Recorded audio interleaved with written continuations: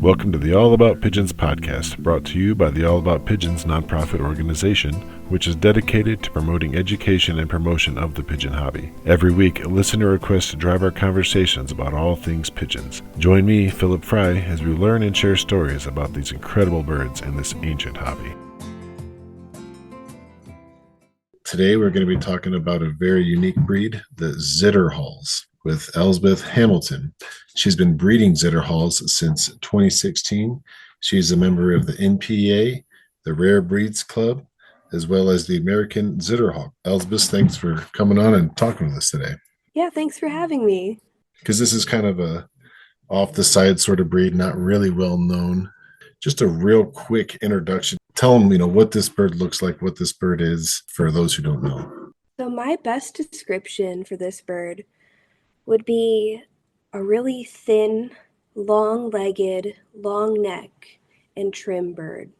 They've got really tight plumage, and what they're known for specifically is the way they'll shake their neck back and forth. It's very rapid, it tends to have a pretty wide vibration back and forth. And so they look almost anorexic thin compared to other pigeons. They're very unique. If you're not familiar with this bird, definitely, at least Google it while you're listening to this episode. A picture doesn't really do it justice, and I'm going to come forward right now, just get this out of the way. When I first saw it, it was on like one of those NPE posters, with all the different breeds. And I was just like, oh, cool. It's a bird with a crooked neck next, and that's all I thought about it. Like I was just, every time I saw a picture of a Zitterhal, I just thought they just had a stationary crooked neck. And it wasn't until, I saw one and I saw the motion and everything else. And I was just like, oh man, that's cool. Like it was, it's a performance in that way. And I was really hooked on it at that point. That's really, really neat. That's what drew me into. I mean, no pictures and videos can almost do it justice, but there's nothing like seeing them in person and just seeing how they perform. It's just so wild. They're almost awkward looking. Yeah. Yeah. And just when watching them just interact with other birds, watching them, interact with each other and stuff, it's because they're always kind of doing it a little bit. hmm So can you give us a little bit of a background of where, what the history of this breed is and where they come from? So this is a very old German breed. It originates around the Polish border, what currently is the Polish border up by the sea in Germany. Around the 1700s is when they estimate they first started noticing the breed. So they're pretty old. No one's really sure what went into creating them. They believe they had some high flyers mixed in based on how they tend to fly. Some people have mixed tumbler in as well, but they've just kind of been from that region and they're known as the Stargard Shaker. Sometimes there's some discrepancy in the names there, but they're from that Stargard region. They've just been this long, trim bird since then. That's right. I forgot they do go by another name, and it's Stargard, and that's the name of like the town or region. Yep, name of the town. There are some discrepancies there. I believe they were looking at potentially renaming them over in Germany to the Stargard Dolphin, but I'm not sure how official that is yet. So when it comes to handling this breed, are they a little bit on the flighty side, or are they a pretty docile breed? They're rather flighty. Sometimes you can get them to tame down, but they just have a very nervous nature about them. And I think that's intentional with the way they perform. The more nervous they tend to be, the more that they have the tremble, the neck shaking, which helps them show better. They're more exciting to watch and perform. So maybe it's best not to cage train and just let them get their first show experience to be kind of nerve wracking and get them to really shake them, huh? hmm I personally have not done cage training. I didn't have a whole lot of success with it, comparing it to having them go to their first show of the season and seeing how they progress. The cage training, they tended to tame down a little bit, where they would almost get lazy in the cage, where they would just lay there if someone came up. They wouldn't really perform or do the tremble like the others would. Oh wow! So that is part of the technique. I saw some of yours at the Grand National, and Every time you walk up to the cage, they were performing very well. They were quite a sight to see. Thank you. So when it comes to getting a bird ready for a show and everything like that, what are some of the steps that you take when it comes to prepping and conditioning this breed before a show? The biggest thing for them is making sure that they're healthy. A big thing within the Zitterhal specifically is that we have a rather limited population. We don't have a whole lot of breeders out there to have the population to be diverse enough to have a very rigorous, healthy bird. So they tend to be a little bit more prone to some of the diseases. They're pretty tight feathered, so mite and louse treatments don't tend to be necessary. Sometimes I've been wanting to start doing some vaccinations to see if that'll help with some of the rigor there. But the main thing is making sure they have the feed quality. With how tight and trim their feathers are, you want to make sure they're in the best quality possible. So at least a couple months before show, starting them on a more conditioner type feed. That way they can get a good healthy molt through before show season starts. What kind of feed are you giving them during that time? During that time, I tend to try to feed a balanced mix. Sometimes I like to use the Des Moines feed company. It's a little bit far from where I'm at with raising my birds, but I found that it's worth it. They tend to be a little picky sometimes, so we avoid mixes that use peas in them. So keeping the protein levels at least 15% or so, if not a little bit higher, making sure they've got enough fats in there to help keep their oils and keep their nice sheen, particularly on some of the darker colored birds, and just making sure they've got a nice balanced diet to keep everything in good condition. And with that tight feather, you're mentioning that not everything works as effectively when it comes to mites and lice and stuff like that. What have you found that does work well with that type of feather on these birds? I personally have not had too big of issues with it. So, what I found that works best is using some bath salts in it. I buy it from Foy's Pigeon Supplies, and I'll mix that into their bathing water. It's fine for them to drink as well, and that seems to be the best preventative, as well as just regular cleaning and making sure that the loft isn't too full of dust, isn't getting overly dirty. So, keeping everything clean where possible and having the bath salts really help. Are you putting that in with like every time they're taking the bath, or is that just kind of like a monthly or every 2 month treatment? I tend to do it a little bit more often. Where I've got my birds, they have access to the outdoors, so there's the potential for wild birds to sit outside the cage, maybe feathers blow in and have that transmission. So I do it once a week or so, just in case. Can you talk a little bit about your loft setup for this type of breed? Are you doing an open loft or do you have nesting boxes where you control who's pairing up with who and what your loft setup is like? So it's a little bit of a mixture. It's an old refrigeration cooling unit from a production factory that we converted. It's nice and open, stainless steel, so we can wash it down really good. And we hung chicken nesting boxes from the wall way up high. I don't really try to force pair bonds. I've tried it with some of them. Sometimes I can get the pair bonds to stick, other times I can't. So I tend to let them pair up at random. And then outside, they've got a 12 by 10 by 8 feet tall flight area where they've got perches along the walls. It's fully open air.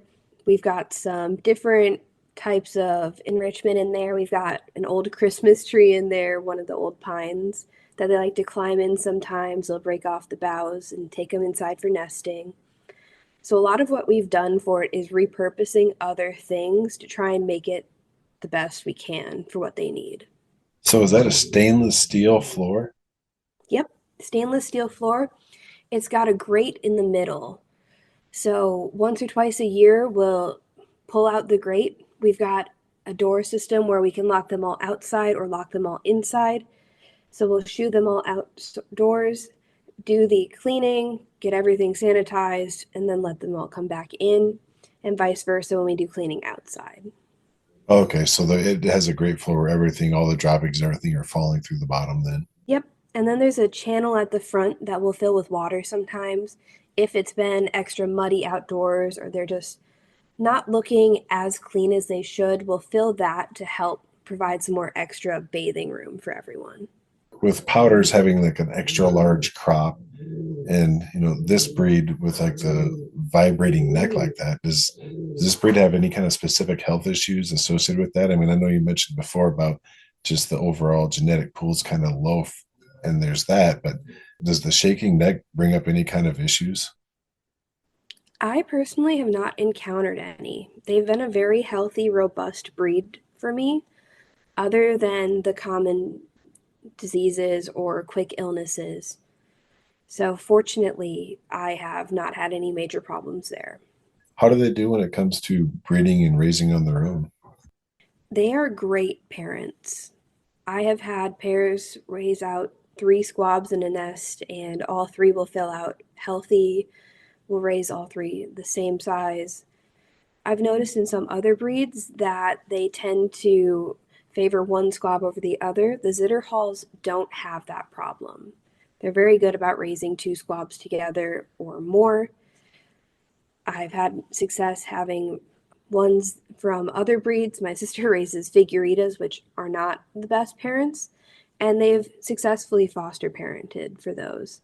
So they are incredible feeders. I know several other people use them specifically for feeding either homers or other breeds just because they're so good at being parents. And when it comes to pairing up and breeding, they're pretty prolific in that aspect as well. Yes, they are very prolific. I mean, I probably get at least 6 to 7 nests out per year, if not more, from a pair. Oh, wow. When they've decided it's time to start nesting in the spring, they are full force ready for it, and they don't stop until it starts getting pretty cold again. Pretty good for a showbird. I mean, that's like racing Homer style right there on a showbird. Mm-hmm. No, it's very impressive. So when I started out, I started with 6 pairs, and within probably a year and a half, I was up to 60 birds or more. It was rather insane. Well, that's good. I mean, yeah, especially if you're playing with some of the different colors, and you are trying to breed to a certain standard. Hmm. And what are some of the colors that come in this breed? If you can dream of it, they probably come in that color. Oh, okay. So in the US, we don't have a whole lot of the pattern type. We don't see a lot of check birds very often. Occasionally you'll see a bar, but the main colors that people tend to stick with and stay true to are the reds, the yellows. You'll get some almonds here and there, and the blacks. I've had some different things come together from the odd pairings that'll come. So I've had duns, I've had a variety of just honestly, it's so hard to tell what you would even call the color a lot of times. Can you talk a little bit about the breed standard and how the points are assigned to that? So the majority of the points are looking at the body of the bird, making sure that they are slim, trim. We want a really small, thin neck and really long, thin legs.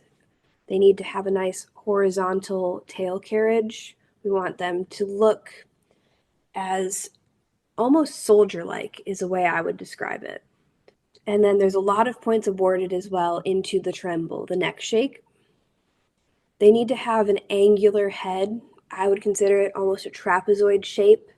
So a nice flat slanted forehead, flat across the top, then angles across the back. There are points assigned as well to the eye color, which should be a nice pearl white, and their eye sear, which should also be a nice pale, kind of very light pink color, or almost white. So they want them to look as striking as possible with these features. Very angular, very not bright, but trying to keep it across the same and make them look just striking, make them look nervous almost. When you are trying to work towards this standard, out of that list that you just presented, is there any one thing in particular that like you're maybe you specifically or you see this breed here in the States kind of needing more improvement on? So, one of the biggest things right now is the red eye seer. That's kind of come in with some different breeds that have been brought in to create more of the dramatic and striking features. They will have a red eye seer. So, we're trying to breed that out and make them much more pale looking, as well as making sure they have that pearl eye color. Sometimes you can get sort of the cracks of orange peeking through, and so cutting that out wherever possible helps get you closer to the standard.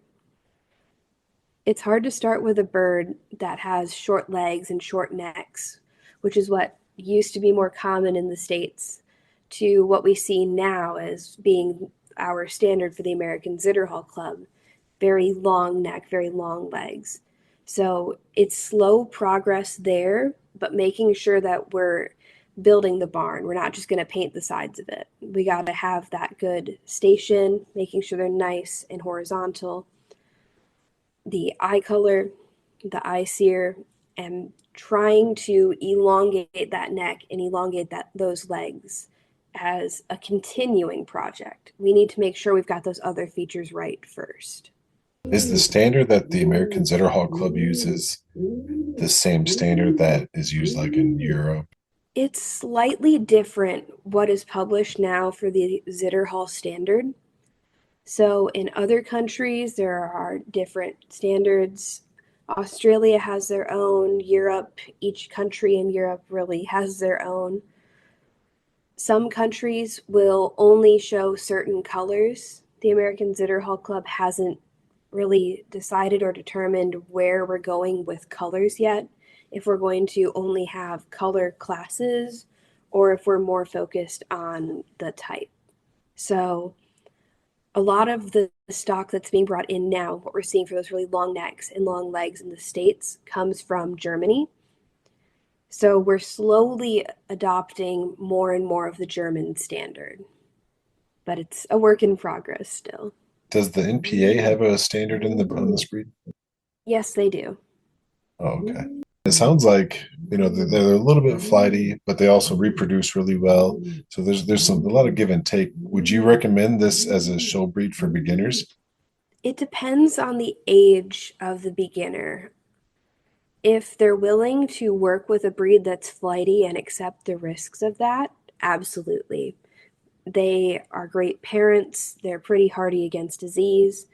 You don't have to worry as much about all of the different feather parasites that you would get with some of the other breeds like Medinas or others that might be a little bit on the easier side for beginners. But if it's a younger kid that maybe wants something that's docile, friendly, will come up to you and have that personality and want to interact with you, Zitterhals probably are not the bird for them. So we mentioned the American Zitterhal Club, and if someone is interested in getting in touch or joining that club and finding out more about this breed, where can they find out more, and where's the contact for that?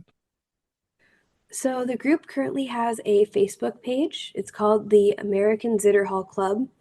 You've got to be approved to join, but they're pretty good about that. And Brad Endel is the president. He's the one who's really been putting in all of the work on the Zitterhall breed when trying to build the club. And he's spearheading getting this all put together. So he's brought over birds from Germany and has really established what the club hopes to work towards is having that German standard. He is a fountain of information on that. John Navant out in Colorado is also a great fountain of information. He is currently the master breeder for Zitterhals and is a great resource for anything related to them. And I understand you guys are going to be at the Louisville Youngbird Show. Yep, that's correct. That'll be the first Zitterhal show, where it's just going to be Zitterhals. They'll be separate from all the other groups and will be on their own, and it'll be a great time. Do you have any estimate about how many birds you guys will be bringing there? I'm guessing at least 25. I'm not really sure on who all plans to attend yet, but it should be a great show. Yeah, that's a pretty good start right there. It's fortunate. A lot of the breeders for Zitterhals tend to be more in the Midwest, so it's not too far for everyone to kind of commute in and show. We typically show at the Des Moines Pigeon Show as well, Pigeons on the Prairie. Last year we had almost 30 Zitterhals there. Oh, wow. That was kind of what really started everything in motion, is that we had enough birds that we could have our own show and really make sure that the judge is for sure familiar with the breed, and we're all kind of learning together as to where we're taking it from there. Did you guys come together through the Rare Breeds Pigeon Club? That's how it started.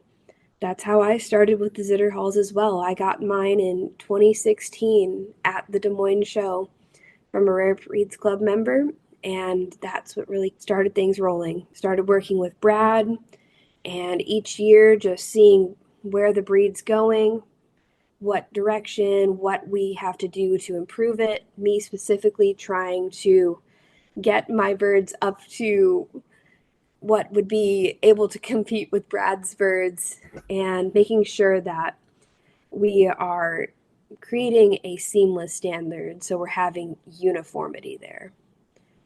That's so good. I mean, that's like a success story for the breed, though. It's on that verge, falling into obscurity with becoming a rare breed. And then anytime a breed has a club behind it, it just does so much better. You guys are working on a standard, and that's going to solidify what this breed looks like in the future. That's really, really huge to have that club behind the breed. And you guys are going to be at the show supporting it. People are going to see that. Congratulations on that. That's going to be really fantastic to see you guys out there at the shows. Thank you. And I really think the shows are where it counts to get people introduced to the breed, because as we've said before, if you don't see it in person, you'd never believe it. I just thought it was a bird with a crooked neck. Yeah, absolutely. Getting people to where they can see it and wonder. There's just this novelty to the Zitterhals. They're so goofy, they're awkward looking, they're so different from other pigeon breeds that seeing them in person brings people in. They start to think about them. They learn about how easy the breed is and how relatively simple they are to care for compared to others. And I think it's really going to help as long as we can keep getting them to where the public can see them, where people can get involved and witness them. The club's going to really have some good growth. Anybody's going to be going to the Louisville Youngbird Show, make sure to stop by and check out those Zitterhals. And if you're interested in the breed, check out their Facebook, the American Zitterhal Club. You can learn more from all these breeders and find out more if you're interested. But Elsbeth, thanks so much for coming on and talking Zitterhals with us today. This has been fun. Absolutely. Thanks for having me. Thanks for tuning in to another listener-requested episode of the All About Pigeons podcast. We truly appreciate your support. The soundtrack for the show comes from the pigeon musician Vitel Mizrahi. If you have a topic or a guest you'd like to hear more about in future episodes, or if you yourself would like to be a guest and just talk pigeons, please don't hesitate to reach out to us through email at allaboutpigeonspodcast@gmail.com, or join our Facebook page, All About Pigeons Podcast, and connect with us there. Don't forget to leave a 5-star review wherever you listen. It supports the pigeon hobby and really helps the show. Remember, together the hobby thrives. Support each other and enjoy your pigeons.